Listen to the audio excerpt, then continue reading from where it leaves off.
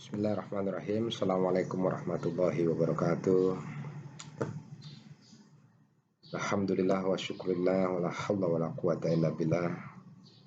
Asyhadu an la ilaha illallah wa asyhadu anna Muhammadan abduhu wa rasuluh. Rabbi shrah li sadri wa yassir li amri wahlul 'uqdatam min lisani yafqahu qawli.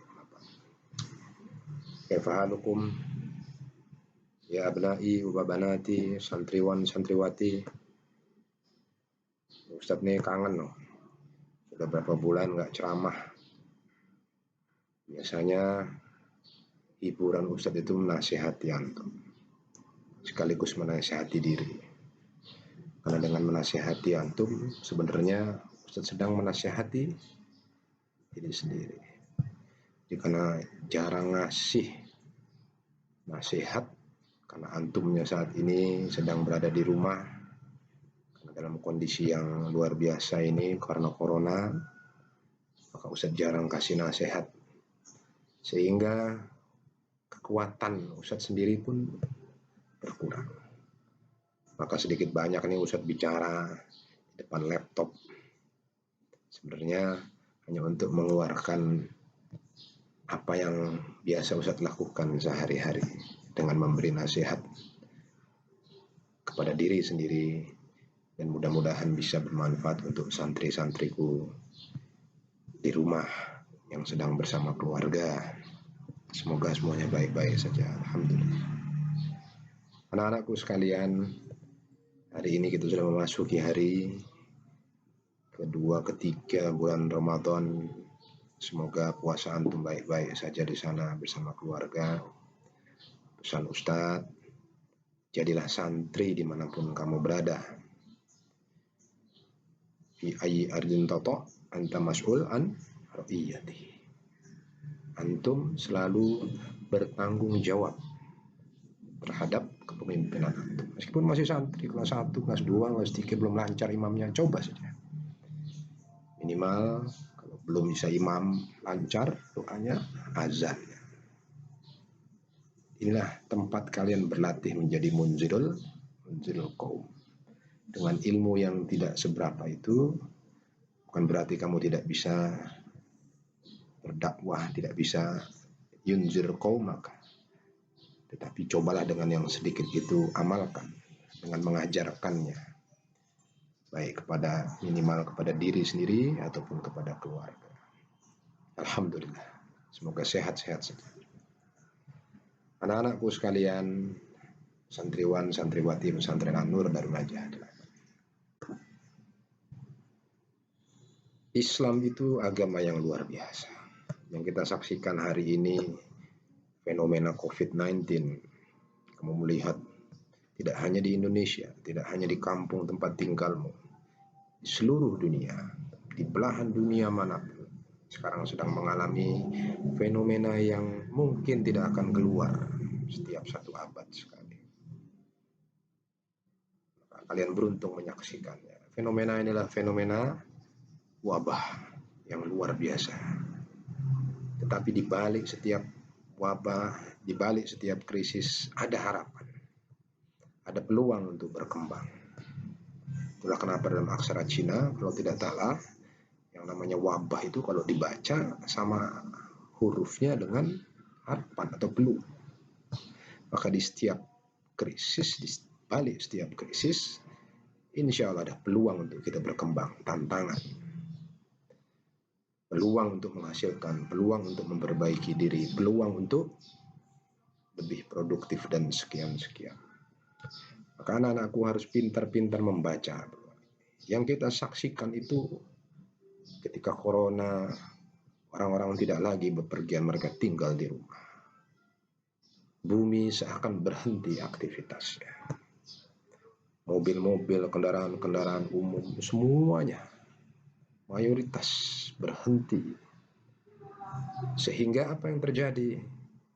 Yang terjadi adalah polusi berkurang.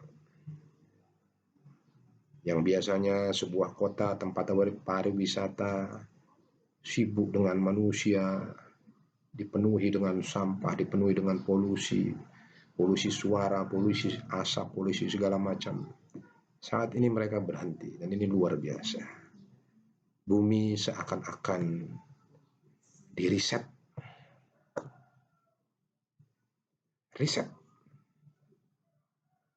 di restart. Untuk bayangkan sebuah komputer, atau antum punya handphone, santri-santri punya handphone semua di rumah. Saya yakin apa yang terjadi kalau handphonemu kelamaan kamu pakai, panas ya, hang, tidak bisa dipakai, lama, lemot, segala macam. Apa yang kamu lakukan? Bawa ke servis? Tidak. Cukup satulah saja yang kamu lakukan. Kamu reset handphone, restart. Kamu pencet yang namanya reset button tadi. Pencet, insya Allah. Yang tadinya hang, yang tadinya nyangkut, yang tadinya lemot, setelah di reset, akan kembali normal. Inilah reset button yang disediakan Allah untuk bumi ini.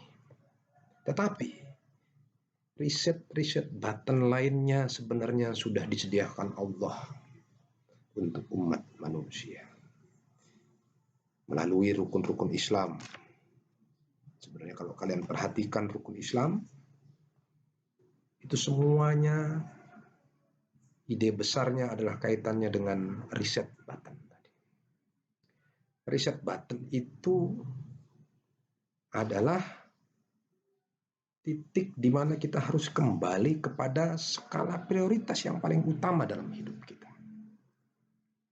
Rukun yang pertama, kalimat syahadat, la ilaha illallah Muhammadur Rasulullah. Itu jelas sekali. Itulah hal terpenting yang harus ada di dalam setiap diri kita, di setiap waktu. Islam concern about what the most important priority. Apa yang terpenting dalam hidup kamu? Apa yang terpenting? Kamu jawab.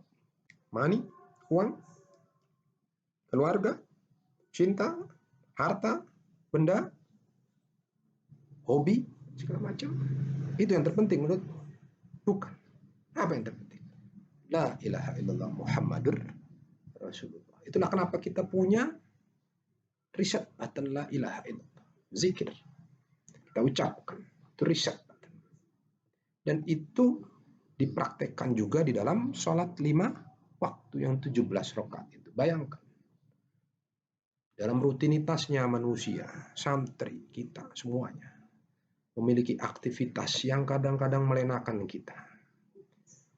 Menyerap pikiran kita, menghabiskan energi kita.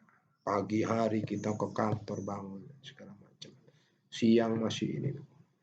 Pulang sore dari kantornya menuju ke rumah dan segala. Masih ketemu keluarga, maghrib, malam mau istirahat. Itu semuanya disediakan oleh Allah Subhanahu wa Ta'ala melalui sholat 5 waktu. Untuk apa? Untuk meriset. Come back to what matter. Kembalilah kepada hal yang terpenting. Bayangkan, sholat itu aktivitas yang luar biasa. 17 kali. Melibatkan badan kita, fisik kita. Dan tidak itu aja, tetapi juga hati kita.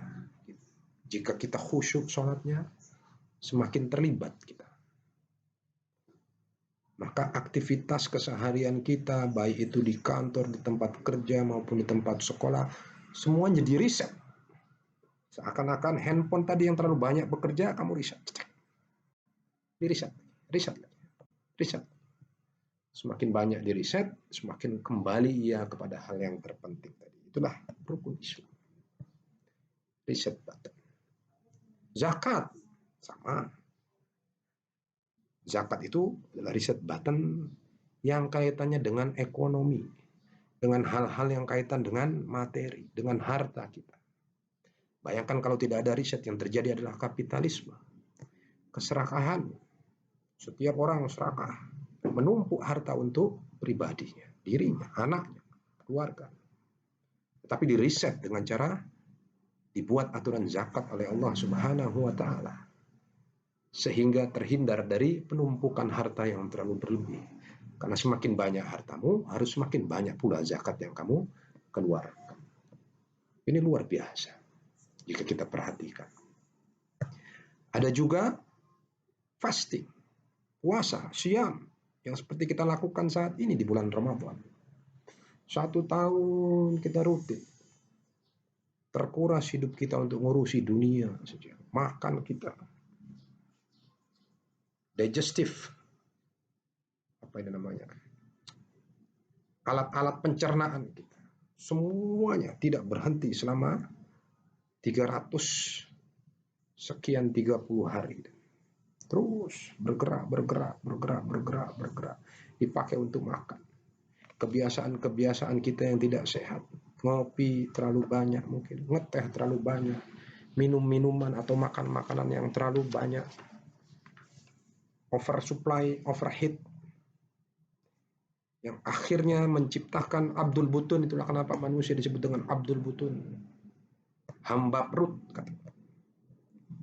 Maka di dalam hal menghindari kecanduan-kecanduan akan kebiasaan-kebiasaan buruk kita, diciptakan oleh Allah yang namanya Syahrul Ramadan.